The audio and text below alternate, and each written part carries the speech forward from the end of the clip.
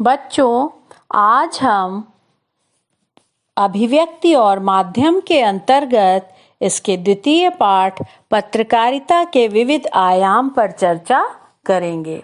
इसके अंतर्गत हम देखेंगे कि पत्रकारिता क्या है, समाचार किसे कहते हैं, समाचार के तत्व कौन कौन से हैं, संपादन के सिद्धांत क्या होने चाहिए, पत्रकारिता के विविध आयाम कौन कौन से हैं और पत्रकारिता के प्रमुख प्रकार कौन कौन से हैं।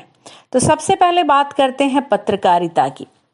एक रोजमर्रा के जीवन की कल्पना अगर हम करें तो कभी बाजार में राह चलते एक दूसरे से अगर हम मिलते हैं तो सबसे पहले हम यही पूछते हैं, कैसे हैं, क्या हालचाल है या क्या समाचार है। अगर हम इन बातों पर ध्यान दें तो हमें इसमें जिज्ञासा का भाव दिखाई देगा।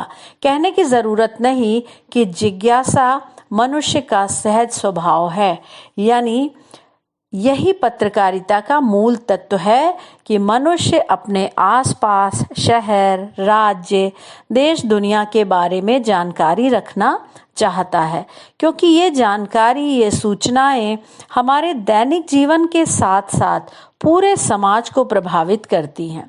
तो पत्रकारिता का मूल तत्व है जिज्ञासा। और बात अगर हम करें पत्रकारिता के कितने पहलू हैं, तो पत्रकारिता के 3 पहलू हैं। पहला, खबरों को संकलित करना, दूसरा, उन्हें संपादित करना, तीसरा, छापने के बाद पत्र या पत्रिका के रूप में पाठकों तक पहुंचाना। तो पहले 2 प्रत्यक्ष हैं और तीसरा अप्रत्यक्ष है। इसके बाद एक और प्रश्न पत्रकारिता से संबंधित कि पत्रकारिता से क्या तात्पर्य है या पत्रकारिता किसे कहते हैं।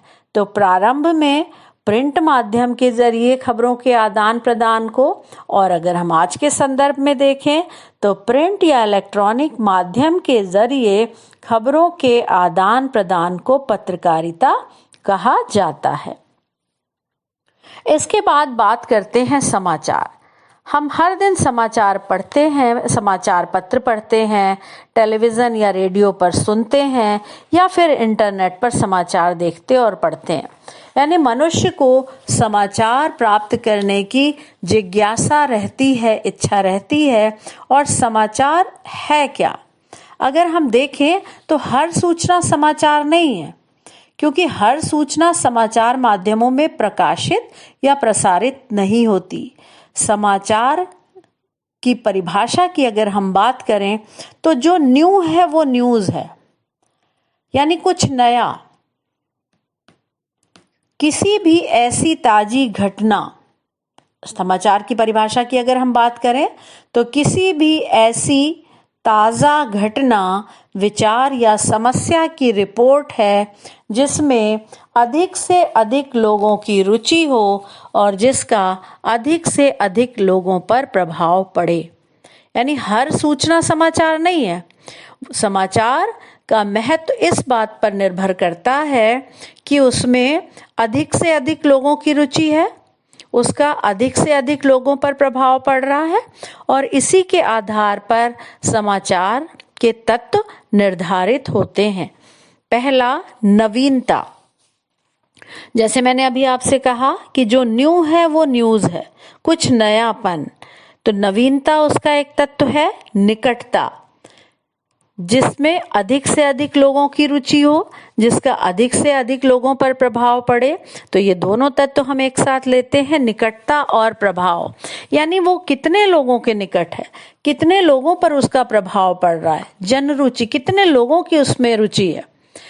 टकराव या संघर्ष, टकराव या संघर्ष भी इसका एक महत्वपूर्ण तत्व है। आप देखिए, 2 राजनीतिक दलों में टकराव या 2 नामी गिरामी लोगों में संघर्ष, तो लोगों के मन में लोगों के बारे में जानने की इच्छा होती है। युद्ध और सैनिक टकराव या 2 देशों के बीच टकराव, वैचारिक मतभेद, महत्वपूर्ण लोगों के बारे में जानकारियां, घटना का अनोखापन, पाठक वर्ग और नीतिगत ढांचा। तो ये उपयोगी जानकारियां हमें मिलती हैं, महत्वपूर्ण लोगों के बारे में हमें जानकारियां मिलती हैं, ये सारी चीज़ें समाचार में आती हैं। यानी इन सारे तत्वों के आधार पर पाठक वर्ग कौन है, ऑडियंस कौन है। जैसे इकोनॉमिक टाइम्स निकलता है तो जो उस अर्थशास्त्र से संबंधित रुचि रखते हैं, या जो स्पोर्ट्स कॉलम होता है, खेल के में जिसकी रुचि है, उस तरह की जानकारी। तो पाठक वर्ग और हर समाचार संगठन की एक नीति होती है जिसे संपादकीय नीति कहते हैं। तो नीतिगत ढांचा यानी समाचारों के चयन और प्रस्तुति को लेकर जो नीति होती है उसी को संपादकीय नीति कहते हैं। और ये संपादकीय नीति, हर समाचार पत्र उस नीति के अनुकूल ही खबरों का चयन करता है। इसके बाद हम बात करते हैं संपादन। संपादन, जैसे मैंने कहा, पत्रकारिता के 3 पहलू हैं। यानी पहला है कि खबरों को संकलित करना, इकट्ठा करना। खबर इकट्ठा होके आई। पिछले पार्ट में मैंने आपको बताया था कि द्वारपाल, तो जन संचार माध्यमों में द्वारपाल की भूमिका बड़ी महत्वपूर्ण होती है। और द्वारपाल समाचार संगठनों में संपादक, सहायक संपादक, समाचार संपादक, मुख्य उप संपादक आदि निभाते हैं। उनकी जिम्मेदारी होती है जो पत्रकारिता का दूसरा स्टेप मैंने बताया था कि संपादन करना, यानी खबरों को सीधी भाषा में कहें तो खबरों को काट छांट कर छपने लायक बनाना, यानी उसकी अशुद्धियों को दूर कर उसका संपादन करना, जिसको आप कहते हैं एडिटिंग करना। तीसरा स्टेप है पत्र या पत्रिका के रूप में पाठकों तक पहुंचाना। ये परोक्ष है लेकिन है ये भी महत्वपूर्ण, क्योंकि अगर समाचार पत्र छपा और वो पाठकों तक नहीं पहुंचा तो उसका महत्व समाप्त हो जाता है। इसके बाद अगला बिंदु है संपादन के सिद्धांत। पत्रकारिता कुछ सिद्धांतों पर चलती है। एक पत्रकार से अपेक्षा की जाती है कि वो समाचार संकलन और लेखन के दौरान इनका पालन करेगा।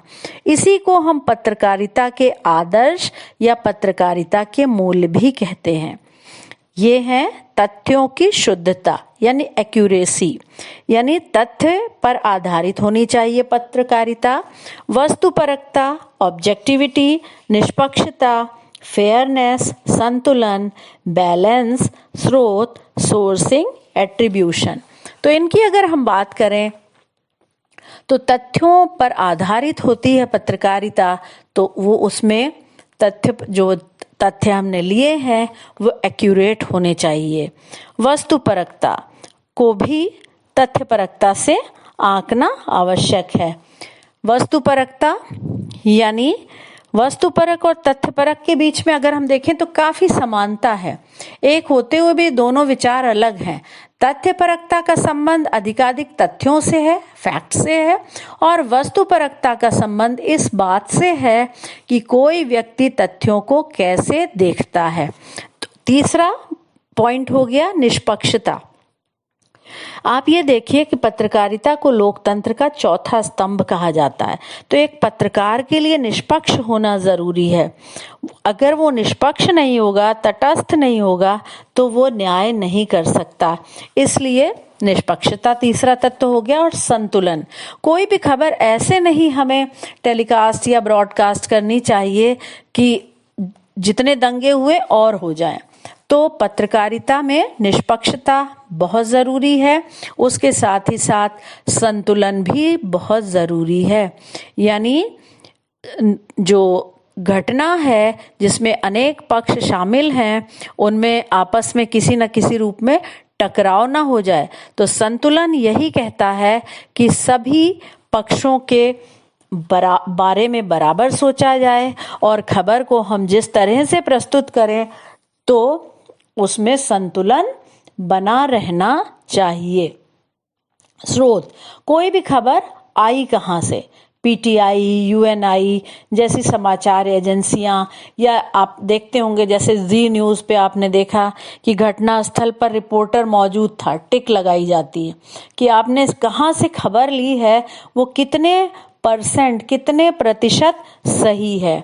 इसके बाद पत्रकारिता के अन्य आयाम पर अगर हम बात करते हैं तो पत्रकारिता के अन्य आयाम यानी उसमें और भी आप देखते होंगे, रेखांकन होता है, कार्टोग्राफ होता है, फोटो पत्रकारिता होती है, संपादकीय होता है, कार्टून कॉलम होता है।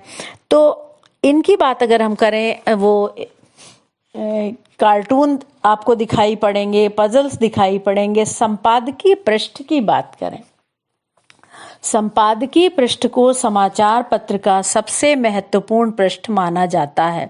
इसको समाचार पत्र की आवाज कहा जाता है। इस पृष्ठ पर अखबार विभिन्न घटनाओं और समाचारों पर अपनी राय रखता है ना। संपादक के नाम पत्र भी इसी पृष्ठ पर प्रकाशित किए जाते हैं। इसके बाद पत्रकारिता के कई प्रकार हैं, ये भी बच्चों बहुत इंपॉर्टेंट है। खोज परक पत्रकारिता, नाम पर आप अगर ध्यान देंगे तो परिभाषा स्वयं ही समझ जाएंगे।